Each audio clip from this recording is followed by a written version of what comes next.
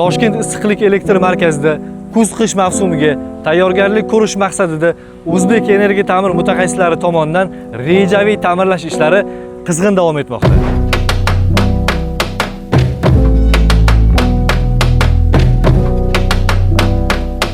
Birinchi sonli qozonda bu qizdirgich quvurlarini demontaj qilish ishlari davom etmoqda.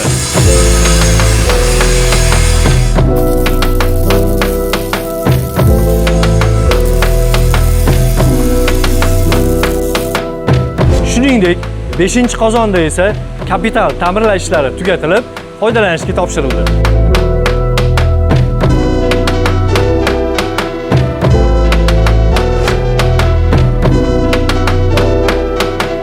Hozirgi kunda 10-qozon chap ekran kollektorlarini o'rnatish davom etmoqda va ta'mirlash ishlarini tez orada yakunlash rejalashtirilgan.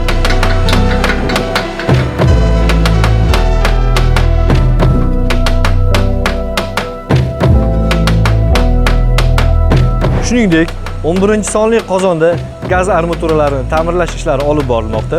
Demontaj qilingan gaz armaturalarining asosiy qismi ta'mirlanib, qayta o'rnatildi.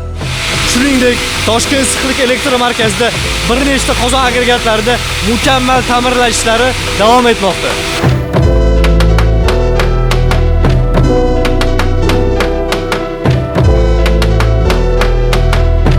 Shuningdek, TG4 turbo agregatida rotor va boshqa asosiy uzillarni defektatsiya qilish, avtomatik boshqaruv tizimini ta'mirlash hamda agregatlarni yangilash ishlari bajarilmoqda.